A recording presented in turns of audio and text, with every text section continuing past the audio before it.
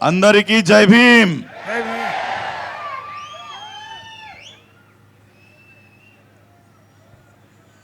आप सबको मेरी हिंदी समझ में आएगी?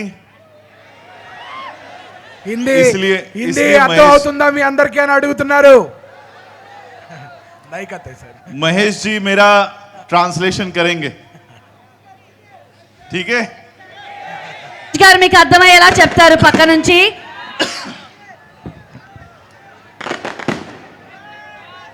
सबसे पहले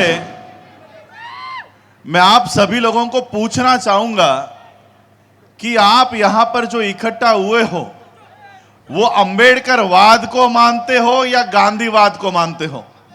ముందుగా ఇక్కడున్న మిమ్మల్ని అందరినీ ఒక ప్రశ్న అడగదలుచుకున్నాను. మీరు అంబేద్కర్ వాదాన్ని నమ్ముతారా గాంధీవాదాన్ని నమ్ముతారా అని అడుగుతున్నాను. अंबेडकरवाद आज जो टॉपिक यहां पर पूरे देश भर में हम लोग लेकर जा रहे हैं वो क्लासिफिकेशन का टॉपिक है और ये टॉपिक अंबेडकरवाद और गांधीवाद पर ही बेस्ड है।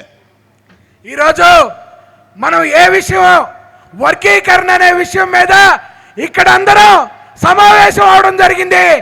ఈ విషయం అంబేద్కర్ వాదానికి గాంధీవాదానికి సంబంధించిన విషయం అని మీకు తెలియజేసుకుంటున్నాను. अंबेडकरवाद और गांधीवाद में एक छोटा सा फर्क है। అంబేద్కర్ వాదానికి గాంధీవాదానికి ఉన్న డిఫరెన్స్ ఏంటనేది మీకు చెప్తాను.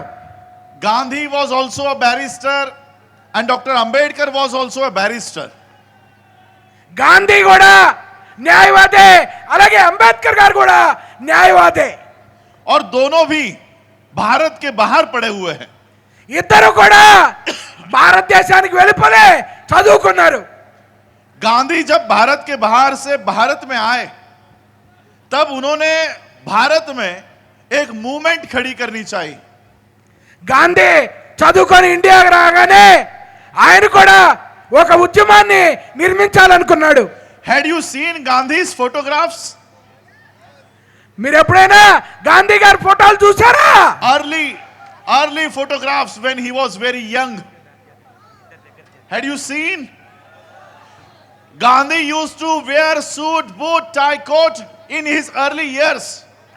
మీరు గాంధీ అంతకు ముందు ఫోటోలు చూసారా? గాంధీ కూడా సూటు బూటు హ్యాట్ షూ పెట్టుకొని తిరిగిన విషయం మీకు ఎంతమందికి తెలుసు? गांधी को साउथ अफ्रीका से भगा दिया क्योंकि वो वहां पर वर्णवाद करता था, काला गोरा ऐसा वर्णभेद करता था, डिस्क्रिमिनेशन करता था, ब्लैक एंड व्हाइट पे डिस्क्रिमिनेशन करता था। इसलिए साउथ अफ्रीका के ब्लैक लोगों ने गांधी को साउथ अफ्रीका से भगा दिया। గాంధీని సౌత్ ఆఫ్రికా నుంచి తరిమి కొట్టిన విషయం మీకు ఎంతమందికి తెలుసు? ఎందుకో తెలుసా గాంధీని తరిమి కొట్టింది?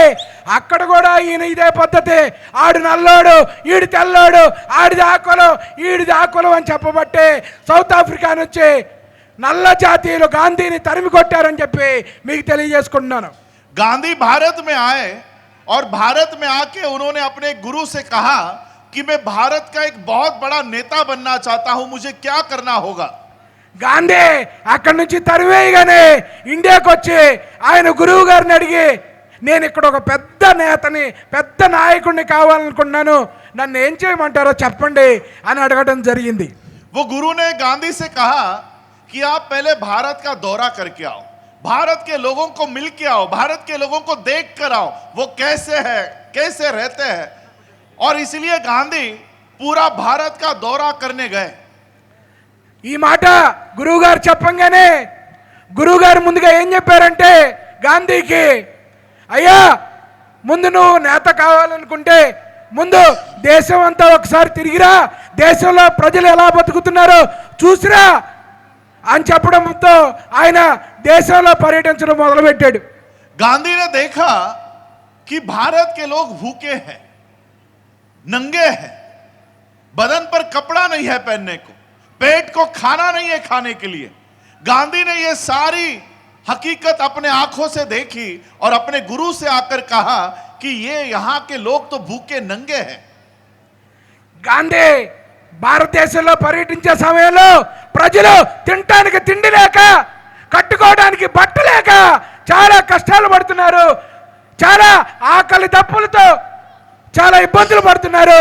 ఈ విషయాన్ని చూసి వచ్చి గాంధీ ఆయన గురువు గారికి వచ్చి, ఏంటి ఈ ప్రజలు ఇలా కనీసం బట్టలు లేకుండా కనీసం తిండి లేకుండా ఉన్నారని చెప్పి ఆయనకి చెప్పడం జరిగింది.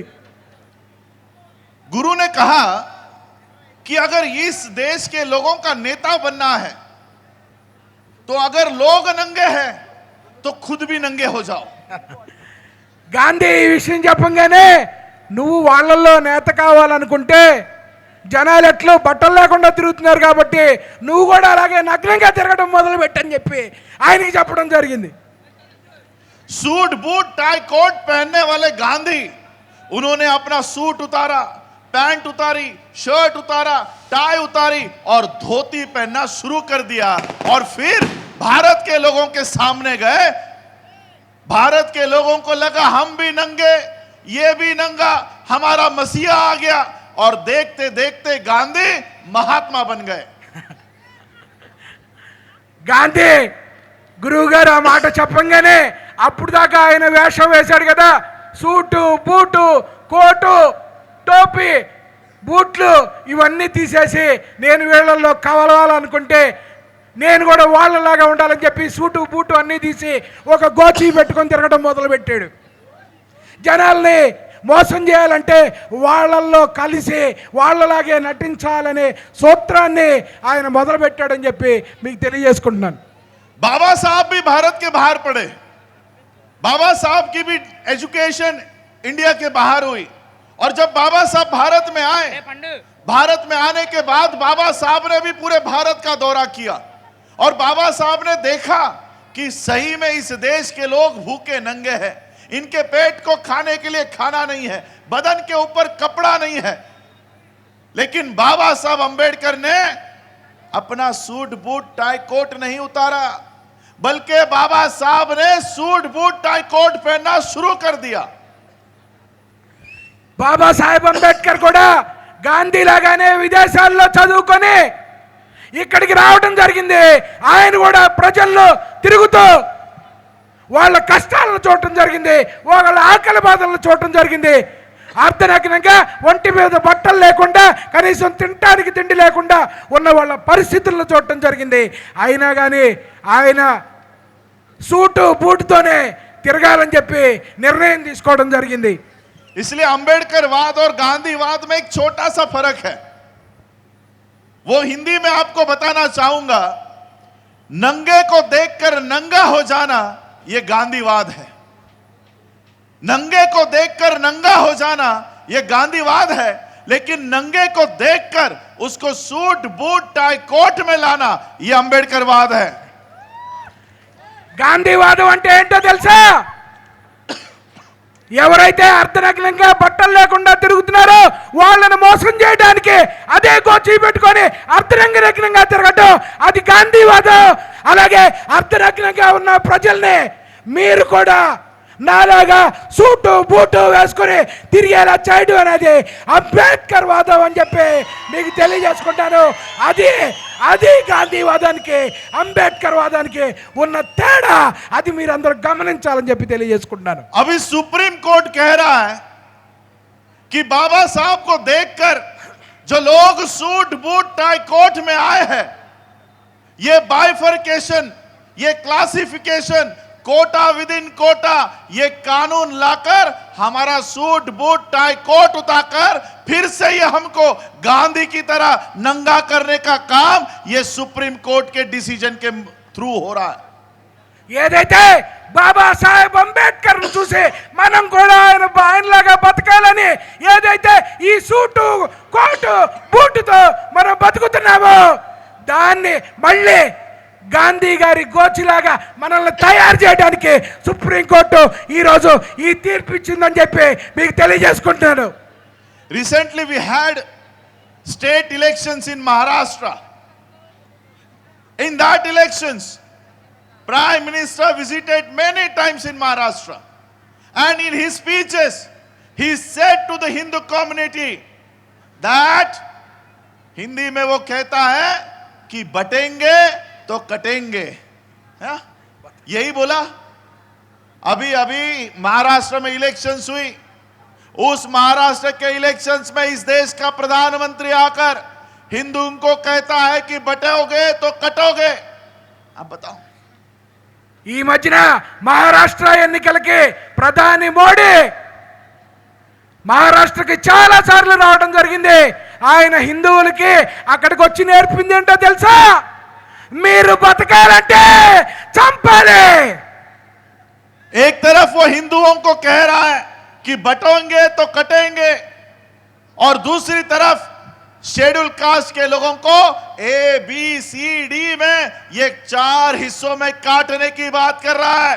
अगर हिंदू बटेंगे तो कटेंगे ऐसा इस देश का प्रधानमंत्री कह रहा है, तो वही प्रधानमंत्री हमको 4 हिस्सों में क्यों बांटने का काम कर रहा है? ఓ పక్కన ప్రధాని మోడీ మహారాష్ట్రకు వచ్చి మీరు హిందువులందరూ బతకాలంటే మీరందరూ కలిసికట్టుగా ఉండాలి, కలిసికట్టుగా ఎదుర్కోవాలని చెప్తున్నాడు.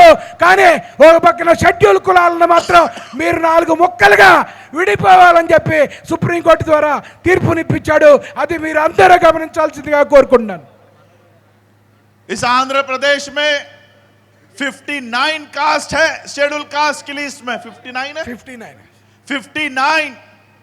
मैं उन 58, 57 कास्ट को कहना चाहूंगा, प्रधानमंत्री नरेंद्र मोदी हिंदुओं को कहता है कि एक है तो सेफ है। मैं आप लोगों को कहना चाहूंगा, तुम शेड्यूल कास्ट के लोग, चाहे वो माला हो, मदिगा हो, कोई भी हो, तुम सभी लोग एक हो तो ही सेफ हो, वरना सेफ नहीं हो। ఓ పక్కన మోడీ గారు, అయ్యా హిందువులు మీరందరూ కలిసికట్టుగా ఉండాలని చెప్తున్నారు. ఈ రాష్ట్రంలో ఎస్సీల్లో 59 కులాలు ఉన్నాయి. వాళ్ళు మాలైనా మాదిగైనా ఎవరైతే వర్గీకరణ కోరుకుంటున్నారో వాళ్ళకి నేను చెప్పేది ఒకటే, మీరు కలిసి లేకపోతే మీరు నాశనం అవ్వబోతున్నారు. ఇది మీరందరూ గ్రహించాలని చెప్పి కోరుకుంటున్నాను. इसलिए इस वर्गीकरण का हम सभी लोगों को विरोध करना है। मेरे पहले सर ने कहा कि शेड्यूल कास्ट के लोगों को बैंक के लोन दिए जाते हैं, सब्सिडी दी जाती है। यह सब्सिडी एक जनरेशन को मिली है, एक जनरेशन को। इस देश में मनु का कानून, ये कॉन्स्टिट्यूशन ऑफ इंडिया 26 जनवरी 1950 को लागू हुआ। यह कॉन्स्टिट्यूशन लागू होने से पहले भारत कौन से किताब के ऊपर चल रहा था बताओ? ఏదైతే 26 జనవరి 1950 నుంచి ఈ రాజ్యాంగం అమల్లోకి రాకముందు ఏ శాస్త్రం ప్రకారం మనం నడపబడ్డామో మీకు ఎవరికైనా తెలుసా? Constitution of India, tomorrow, day after tomorrow, we are entering into 75th year of Constitution of India. 75 years of Constitution. Before that, we had 2500 years of Manusmurti applied in India, implemented in India. వచ్చే సంవత్సరం మనం 75వ సంవత్సరంలోకి రాజ్యాంగం అమల్లోకి వచ్చిన తర్వాత 75వ సంవత్సరంలోకి వెళ్ళబోతున్నాం. అంతకుముందు ఈ 2000 సంవత్సరాల పాటు మనల్ని పరిపాలించింది మను ధర్మశాస్త్రం ప్రకారం అని చెప్పి మీరందరూ గుర్తుంచుకోవాలని చెప్పి తెలియజేసుకుంటున్నాను. 2500 साल से हम लोगों को एजुकेशन से दूर रखा गया, हम लोगों को जमीन खरीदने से दूर रखा गया, हम लोगों को पैसा कमाने से दूर रखा गया। 2500 divide by 100 years. If on an average we get a life of 100 years, then 25 generations we have spent under the law of Manusmurti. 2005 సంవత్సరాల పాటు మనకు చదువుకోవడానికి అర్హత లేకుండా చేశారు, మనకి భూమి అనేది లేకుండా చేశారు. 2500 సంవత్సరాల పాటు కనీసం మమ్మల్ని సంపాదించుకోనికుండా చేశారు. ఈ 2500 సంవత్సరాలని ఇప్పుడు కాన్స్టిట్యూషన్ అమల్లోకి వచ్చిన తర్వాత 100తో అంటే మనం 100 సంవత్సరాలు బతుకుతాం అనుకుంటే 25 తరాల మన షెడ్యూల్ కులాల్ని నాశనం చేశారు మనుధర్మ శాస్త్రం ప్రకారం. ఇది అందరూ మీరు తెలుసుకోవాలని చెప్పి తెలియజేసుకున్నాను. This is hardly our second generation which is entering into the era of constitution. सिर्फ दूसरी पीढ़ी है हमारी. 75 इयर्स का कॉन्स्टिट्यूशन हम लोगों ने 26 जनवरी 1950 से ही हम लोग IAS IPS डॉक्टर इंजीनियर नहीं बने. 10-15 साल बाद हमारे लिए ये संविधान के फैसिलिटीज हमको मिलना शुरू हुए. हमारे लिए ये संविधान सिर्फ 60 साल का है. మనకి ఈ హక్కులు వచ్చే 75 సంవత్సరాలు మాత్రమే అయింది. ఇది మీరందరూ గుర్తుంచుకోవాలి. కనీసం రెండో తరం కూడా మనం ఈ హక్కులు అనుభవించలేకపోయాము. గత 10 సంవత్సరాలు 15 సంవత్సరాల నుంచే మనలో IASలు IPSలు పుడుతున్నారు. అంతకుముందు మన పరిస్థితి ఇది కాదు. ఇది మీరందరూ గ్రహించుకోవాల్సిన అవసరం ఉందని చెప్పి తెలియజేసుకుంటున్నాను. ये 60 साल में ही संविधान से इतना थर थर क्यों कांप रहे हैं? ये 60 साल में ही संविधान से क्यों डर रहे हैं? इसकी मैं आपको मूल वजह बताता हूं कि ये संविधान से क्यों डर रहे हैं. बाबा साहब अंबेडकर जी के साथ बचपन में बाबा साहब को बैलगाड़ी में भी बैठने का अधिकार नहीं था. बाबा साहब को कुएं का पानी पीने तक का अधिकार इस मनु के कानून ने नहीं दिया था. आज भी कई सारे राज्यों में हम लोगों को स्कूल में पानी के घड़े को भी हाथ लगाने का अधिकार नहीं है. బావి ఈ 70 సంవత్సరాల్లోనే మనకి ఈ హక్కులు రావటాన్ని మీరెందుకు జీర్ణించుకోలేకపోతున్నారు అని నేను చెప్పదలుచుకున్నాను. బాబాసాహెబ్ అంబేద్కర్ ఆయన చిన్న వయసులో కనీసం ఆయన స్కూల్లోకి రానివ్వలేదు. కనీసం బావి దగ్గర మంచినీళ్ళు తాగడానికి కూడా అవకాశం ఇవ్వలేదు. ఇప్పటికీ అనేక రాష్ట్రాల్లో స్కూళ్ళల్లో మన పిల్లల్ని మంచినీళ్లు తాగడానికి కూడా అనుమతించట్లేదు. అది ప్రస్తుతం ఉన్న పరిస్థితులు ఇప్పటికీ రాజ్యాంగం అమల్లోకి వచ్చిన 70 సంవత్సరాల తర్వాత కూడా అని చెప్పి మీకు తెలియజేసుకున్నాను. बाबा साहब ने इस देश में ऐसा संविधान लिख दिया कि जिस कौम को 2500 सालों से पानी पीने तक का अधिकार नहीं मिला, ये देखो ये लड़के बच्चे आप लोगों को ये बिस्लरी का बोतल का पानी दे रहे हैं. ये बाबा साहब अंबेडकर जी का संविधान है कि बाबा साहब के संविधान ने जिन बाबा साहब अंबेडकर को कीचड़ का पानी पीने के लिए इस मनु के कानून ने मजबूर किया, बाबा साहब ऐसा संविधान देकर गए कि आज आप लोगों के हाथों में ये बिस्लरी का मिनरल वाटर का प्लांट का पानी आपके घरों में आ रहा है. ये बाबा साहब का संविधान है. బాబా సాహెబ్ మీకోసం చేసిన ఒక గొప్ప పనిని ఒక చిన్న ఉదాహరణతో చెప్పదలుచుకున్నాను. ఏదైతే ఆ రోజు బాబా సాహెబ్ని మంచినీళ్లు తాగడానికి కూడా బావి దగ్గర అనుమతించలేదు. 2500 సంవత్సరాల పాటు కనీసం మనల్ని మనుషులుగా చూడలేదు. అటువంటి సమాజం నుంచి ఈరోజు ఈ రాజ్యాంగం ద్వారా ఈ మినరల్ వాటర్ బాటిల్ తాగే స్థాయికి తీసుకొచ్చిన ఘనత డాక్టర్ బాబాసాహెబ్ అంబేద్కర్ది మాత్రమే అని చెప్పి మీకు తెలియజేసుకుంటున్నాను. और इसलिए इन लोगों को भारत का संविधान इस देश से हटाना है. SC ST बाइफर्केशन ये इसलिए किया जा रहा है ताकि जो कौम आज बाबा साहब के संविधान पर आगे आ रही है उसको फिर से खत्म किया जाए और फिर से मनुस्मृति का कानून इस देश में इंप्लीमेंट करने का काम ये बाइफर्केशन के माध्यम से कर रहे हैं. ఆ స్థాయి నుంచి ఈ స్థాయికి తీసుకొచ్చినాడు బాబాసాహెబ్ అంబేద్కర్. అది రాజ్యాంగం ద్వారా చేశాడు. ఈ రాజ్యాంగాన్ని చూసి అందుకనే ఇప్పుడున్న ఈ మనువాదులు దడుచుకొని మళ్ళీ ఆ రాజ్యాంగాన్ని తూట్లు పొడిచి మళ్ళీ మనల్ని ఆ మనధర్మ శాస్త్రం నడిచే రోజులకి తీసుకెళ్లాలనే ఉద్దేశంలో భాగంగానే ఈరోజు ఈ కోర్టు ద్వారా ఈ వర్గీకరణని చేయటానికి వాళ్ళు నిర్ధారించుకున్నారని చెప్పి మీకు తెలియజేసుకుంటున్నాను. और इसलिए पूरे भारत में जहां कहीं सर भी किसी भी स्टेट से अगर ये बाइफर्केशन लागू होता है तो हम सभी लोगों को इकट्ठा होकर ये बाइफर्केशन का विरोध हम लोगों को करना होगा. बाबा साहब अंबेडकर जी ने जब 26 नवंबर 1949 को इस देश को संविधान दिया,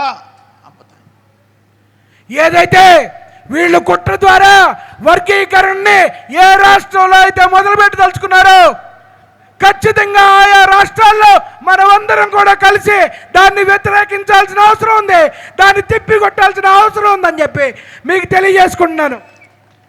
26 नवंबर 1949 को बाबा साहब अंबेडकर संविधान देकर अपने घर पर गए, अपने कुर्सी पर बैठे.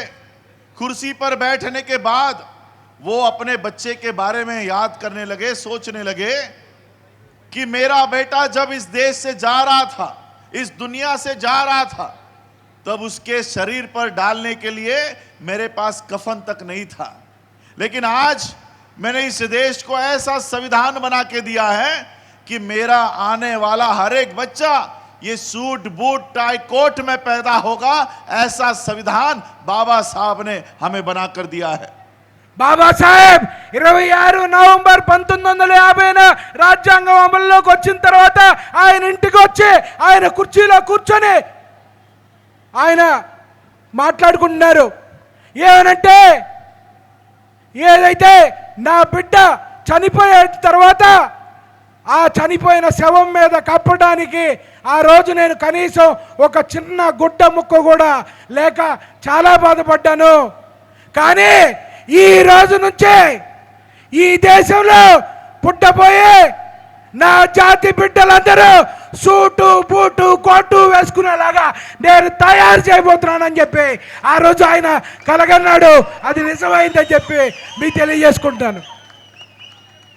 मैं ज्यादा, क्योंकि समय अभी बहुत कम है, मैं आपके स्टेट के चीफ मिनिस्टर को सिर्फ एक बात बताना चाहूंगा और आपके स्टेट के चीफ मिनिस्टर के थ्रू इस देश के प्राइम मिनिस्टर को भी एक बात बताना चाहूंगा कि आप संसद के अंदर मेजॉरिटी में होंगे, आप इस स्टेट के असेंबली में मेजॉरिटी में होंगे, लेकिन याद रखो देश के अंदर हम मेजॉरिटी में हैं, तुम्हारी गाड़ियां भी घूमने नहीं देंगे. अगर ये कानून भारत में लागू होता है तो एक भी मिनिस्टर को इस देश के रास्तों के ऊपर घूमने नहीं देंगे. నేను ఈ రాష్ట్ర ముఖ్యమంత్రికి అలాగే ఈ రాష్ట్ర ముఖ్యమంత్రి ద్వారా ఈ ప్రధానమంత్రికి ఒక విషయం తెలియజేయదలుచుకుంటున్నాను, ఒక వార్నింగ్ ఇవ్వదలుచుకున్నాను. అది ఏంటంటే మీరు అసెంబ్లీలో బాగా ఎక్కువ సీట్లు సంపాదించి ఉండొచ్చు, అలాగే లోక్సభ రాజ్యసభల్లో కూడా ఎక్కువ సీట్లు సంపాదించి ఉండొచ్చు, కానీ ఈ దేశంలో మెజారిటీ ప్రజలమైన మేము తలుచుకుంటే మీరు రోడ్ల మీద కూడా తిరగలేరని చెప్పి మీకు తెలియజేసుకున్నాను. మీరు ఈ చట్టాన్ని ఈ వర్గీకరణని తీసుకురావాలనుకుంటే ఖచ్చితంగా మీ మినిస్టర్లు రోడ్ల మీద తిరగలేరు, మీరు రోడ్ల మీద తిరగలేదు. మా సత్తా ఏంటో ఖచ్చితంగా మీకు చూపిస్తామని చెప్పి మిమ్మల్ని హెచ్చరిస్తున్నాను. बस मैं इतना ही आज के इस मंच से कहना चाहूंगा कि सुप्रीम कोर्ट और इस देश का संसद ये दोनों भी इंडिपेंडेंट है, इनको इंडिपेंडेंट काम करना चाहिए, लेकिन इस देश का सुप्रीम कोर्ट का चीफ जस्टिस इस देश के प्रधानमंत्री के इशारों पे काम कर रहा है. प्रधानमंत्री चीफ जस्टिस के घर पर जाता है, चीफ जस्टिस मुख्यमंत्रियों के कार्यक्रम में आ रहा है और पूरी तरह से इंडिया की डेमोक्रेसी, पूरी तरह से इंडिया का लोकतंत्र इन लोगों ने खत्म कर दिया है. और इसलिए मैं ये कहना चाहूंगा आरएसएस, बीजेपी, और अगर आप इस देश का संविधान, इस देश के संविधान को मैं आपको बताना चाहूंगा कि इस देश का सुप्रीम कोर्ट संविधान से चलेगा। इस देश का सुप्रीम कोर्ट बाबा साहब अंबेडकर जी ने दिए हुए संविधान से चलेगा। इस देश का संसद बाबा साहब के दिए हुए संविधान से चलेगा। इस देश का लोकतंत्र नरेंद्र मोदी के बाप के कानून से नहीं, हमारे बाप के कानून से चलेगा। ఏదైతే రాజ్యాంగం ప్రకారం ఈ దేశంలో శాసన వ్యవస్థ అలాగే సుప్రీంకోర్టు రెండు వేరు వేరు అధికారాలను కలిగి ఉంది. శాసన వ్యవస్థ చట్టాలను చేయాలి, ఆ చట్టాల్లో తప్పప్పులు ఏమైనా ఉంటే సుప్రీంకోర్టులు సరిచేయాలి. కానీ వీళ్ళిద్దరూ కుమ్మక్కైపోయి ప్రధానమంత్రి సుప్రీంకోర్టు ఇంటికి వెళ్తాడు, సుప్రీంకోర్టు చీఫ్ జస్టిస్ ఇంటికి వెళ్తాడు, సుప్రీంకోర్టు చీఫ్ జస్టిస్ ప్రధానమంత్రితో మంత్రాలు ఆడతాడు. ఇక సామాన్య ప్రజలకు రక్షణ ఎక్కడ ఉంటుంది? ఇంకో విషయం తెలియదలుచుకున్నాను. ఈ దేశం బాబాసాహెబ్ అంబేద్కర్ రాసిన రాజ్యాంగం మీద నడవాలి, కానీ ప్రధాని మోడీ నీ బాబు తయారు చేసిన రాజ్యాంగం మీద కాదు అని మీకు తెలియజేసుకున్నాను. వారిని కూడా హెచ్చరిస్తున్నాను. జై మాలా, జై భీమ్. జై మాలా, జై భీమ్.